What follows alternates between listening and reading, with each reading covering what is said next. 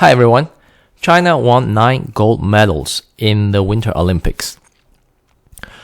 Among all those hard-looking gold medalists, why does Eileen Gu receive a disproportionately huge amount of attention and fanfare in China? The answer?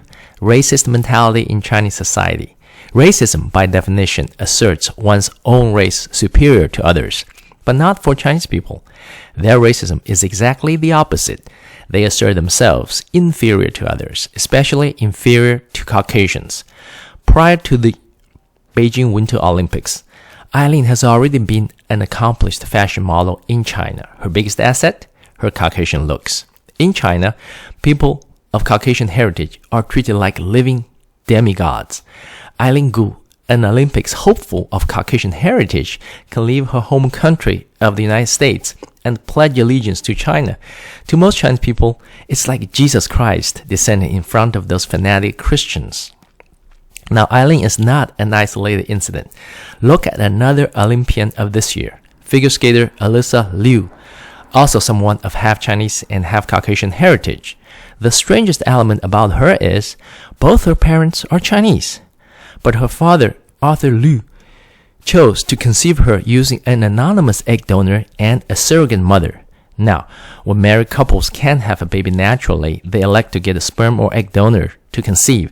They always choose donors of the same ethnicity, not from a different race. But Arthur chose to have all his 5 children conceived by Caucasian egg donors, while his wife was Chinese. Now, Olympians aside, look at every other single accomplished Chinese-American woman. If they made some success before marriage, they invariably marry Caucasian guys. Michelle Kwong, former U.S. Olympic gold medalist, married a white guy. Connie Chung, former CNN anchor, married a white guy. Weijia Jian, TV journalist, married a white guy. Kelly Yan, accomplished children's book author, married a white guy. Lina Wen, infectious disease expert, we see her a lot on TV during the pandemic, married a white guy. Elaine Chao, former U.S. Secretary of Transportation, married Mitch McConnell, a white guy. Because in most Chinese people's minds, Caucasian people are superior to their Chinese counterparts, and it's preferable to marry Caucasians. Women of all other races have a strong preference for men of the same race, but not Chinese women. And this racial inferiority complex is the biggest culprit behind China's atrocious one-child policy. Chinese leaders and their appointed demographers strongly believed that the inferior race of China needed to be reduced to contribute to the prosperity of the globe.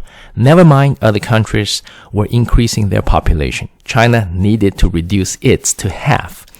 In the year 2009, in an infamous debate with his opponent, China's government official, Mr. Li Xiaoping, who was in charge of setting the country's policy, notoriously claimed that the population of small-nosed and small-eyed, ugly Chinese people must be reduced. Now, China's officials' claim of the policy was to control rapid population growth. But for that purpose, a 2-child policy would be more than enough. Restricting every couple to only 1 child for 2 entire generations, strictly enforced through forced abortion and sterilization, is the largest scale of genocide in the entire human history, effectively killing 400 million infants, the size of the entire United States.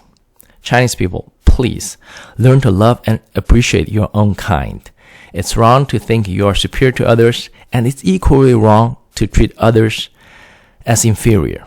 Your fellow Chinese people are not inferior to others. In fact, just on the health aspect alone, Asian Americans outlive Caucasians by 10% of life expectancy. That is something to be proud of.